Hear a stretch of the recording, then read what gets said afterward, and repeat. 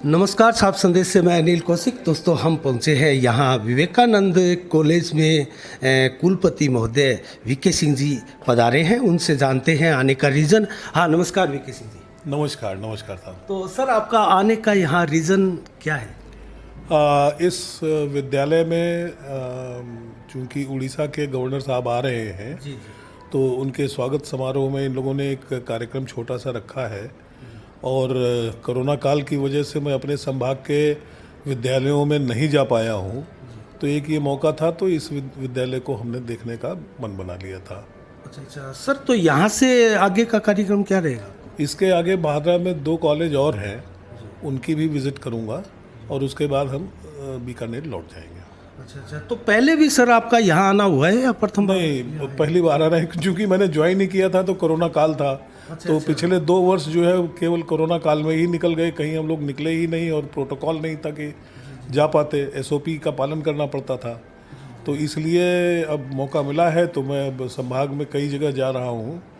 अभी पिछले दिनों में हनुमानगढ़ में था, फिर गंगानगर में था और भादरा में आज पहली बार आ रहा हूँ।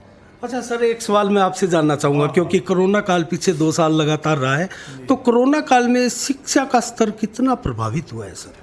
शिक्षा का स्तर क्या, कोरोना काल में विश्व के हर स्तर पर प्रभाव हुआ है और वो निगेटिव प्रभाव ही रहा है।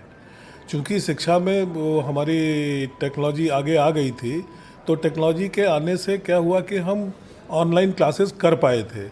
लेकिन ऑनलाइन क्लासेस में वो चीज़ नहीं होती है जो कि ऑफलाइन क्लास में होती है। परीक्षा में भी जो है सरकार ने छूट दे दी थी कि फर्स्ट ईयर के बच्चों को प्रमोट कर दिया था, तो उनके शिक्षा का स्तर नीचे ही गिरा है, वो ठीक नहीं रहा है। तो ये प्रमोट करने वाला तो कहीं ना कहीं इसका तो आगे तो खामियाजा ही भुगतना पड़ता है सर। इसका खामियाजा बच्चों को भुगतना पड़ेगा, न तो सरकार को भुगतना पड़ेगा और न उन छात्र नेताओं को भुगतना पड़ेगा, क्योंकि वो तो छात्र नेता हैं, उनको इससे कोई मतलब है नहीं। और अभी भी इस बार भी जो है छात्र नेताओं ने दबाव डाल करके यूनिवर्सिटीज़ पर जो कोरोना काल की परीक्षा पद्धति थी उसी को उन्होंने चालू कराया है। अच्छा सर, कोरोना काल के दौरान जिस प्रकार से छोटी कक्षाओं के बच्चों की मेंटलिटी पर भी थोड़ा फर्क पड़ा है, ऐसा विशेषज्ञ भी मानते हैं, आपका क्या मानना है इसमें सर? नहीं, बिल्कुल। देखिए, ऐसा है कि जब बच्चे आपस में खेलते हैं तो उनका मानसिक और बौद्धिक दोनों विकास होता है। वो शारीरिक, मानसिक और बौद्धिक विकास उनका कोरोना काल में रुक गया, क्योंकि वो केवल घर में ही सीमित रह गए, वो घर से बाहर नहीं निकले। और ऑनलाइन क्लासेस की वजह से उनकी एक सबसे बड़ी ख़राब बात हो गई है कि वो अब बिना मोबाइल के रह नहीं पाते हैं। 24 घंटे मोबाइल लिए रहते हैं और मोबाइल छीन लीजिए तो उनकी मानसिक स्थिति गड़बड़ा जाती है। ये भी तो ये बहुत बड़ा कारण है। अच्छा सर, जिस प्रकार से फीस का बार बार एक विवाद उत्पन्न होता है, जैसे नया सत्र प्रारंभ होता है शिक्षाओं का, तो स्कूल जैसे प्राइवेट निजी स्कूल है वो अपनी अपनी फीस जैसे बढ़ाते हैं, उस पर नियंत्रण का और का क्या है सर? कुछ थोड़ा सा आप इसके अंदर समाधान करें। अभिभावकों की बहुत बड़ी चिंताएं ये है। देखिए, इसमें जो है आपको मैं एक चीज़ बता दूं कि जो प्राइवेट स्कूल हैं, पब्लिक स्कूल हैं, वो ये कहते हैं कि भाई जिस भाव हम चीज़ दे रहे हैं उस भाव हमको फीस लेनी चाहिए। लेकिन इस पर मैं ये कहूँगा कि इसी भारत देश में गुरुकुल में शिक्षा होती थी और उनको एयर कंडीशन क्लासेस की आवश्यकता नहीं होती थी। पेड़ के नीचे बैठ के पढ़ते थे बच्चे और महान महान विद्वान भारत देश ने दिए हैं। तो इसलिए इस पर सरकार का नियंत्रण होना चाहिए कि आपका ये स्टैंडर्ड होगा और आपकी ये फीस होगी। फीस को सरकार को फिक्स करना चाहिए, जिससे कि अभिभावकों में कोई भी ऐसी दुर्भावना न पैदा हो। जी। अच्छा सर, एक सवाल मेरा थोड़ा कॉलेज की जिस प्रकार से रैंकिंग आती है सर, उसके ऊपर है। ये रैंकिंग किस प्रकार, इसका रैंकिंग का निर्धारण होता है और सर इसका पीरियड क्या रहता है, किस समय किस प्रकार से ये रैंकिंग जो है डिसाइड की जाती है?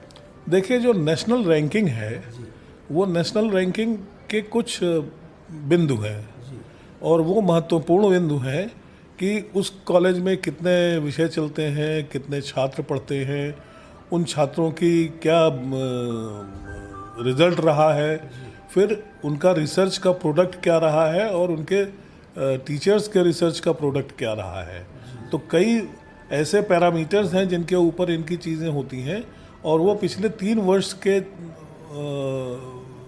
उससे चीज़ों से वो उसका आकलन करते हैं और उसका एक फॉर्मेट होता है, फॉर्मेट में फॉर्म भरना पड़ता है। तो पिछले 3 वर्षों में जितनी भी उपलब्धि रही है उनकी, उन उपलब्धियों के आधार पर कॉलेजेस की रैंकिंग होती है। अच्छा सर, रैंकिंग का ये फार्मूला होता है जैसे।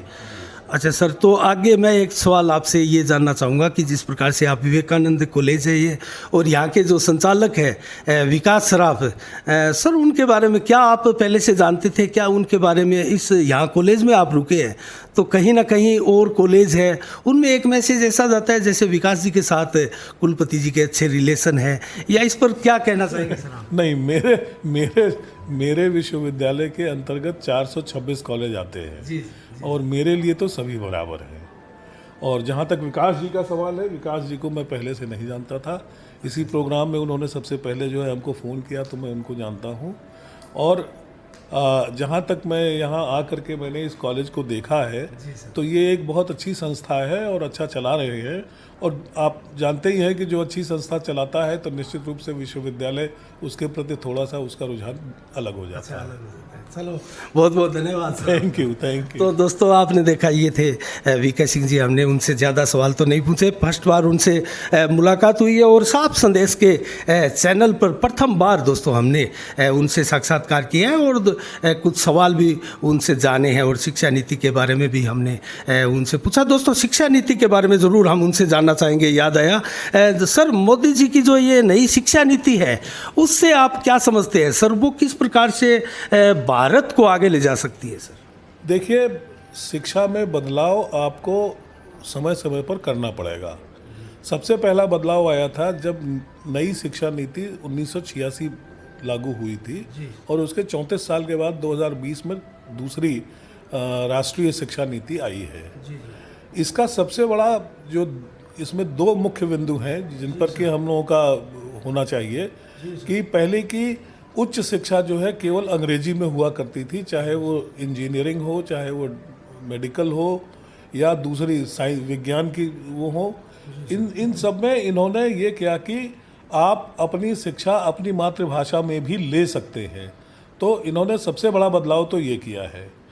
और दूसरा ये किया है कि रोजगार परक शिक्षा होनी चाहिए कि आदमी अगर पढ़ लेता है तो वो कुछ अपनी जीविका चला सके। जी, तो जीविका चलाने के लिए जो उन्होंने ये स्किल डेवलपमेंट का पॉइंट डाला है, ये बहुत महत्वपूर्ण है। और ये किसी भी शिक्षा के लिए, आप बीए कर रहे हैं तो भी स्किल का एक कोर्स कर लेंगे तो कुछ न कुछ आप कर पाएंगे। और जहाँ तक मेरा अपना विचार है कि शिक्षा जो है वो किसी मानव को महामानव बनाने में होती है।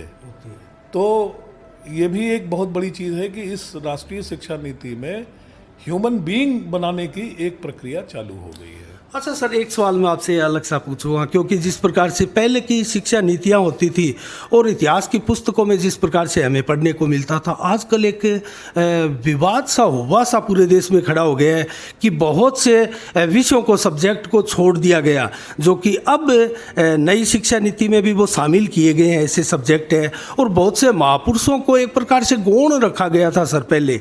तो इसके ऊपर सर आप क्या कहेंगे? उन महापुरुषों को हम पढ़ नहीं पाते थे और बहुत से देश के जो युवा है, विद्यार्थी है, वो पढ़ नहीं पाते थे और अब वो उनके बारे में अच्छे से जान रहे हैं। तो इसके ऊपर सर आप क्या कहेंगे? देखिए, हमारे समाज में युवाओं को अपना इतिहास जानने की एक आवश्यकता है कि अगर वो इतिहास जानेंगे तभी वो अपना भविष्य तय कर पाएंगे। जी सर। और इतिहास में चूंकि ये अभी भी बड़ा विवादास्पद है कि विश्व के जो इतिहासकार रहे हैं वो उनकी अपनी अपनी राजनीति चलती है उसमें।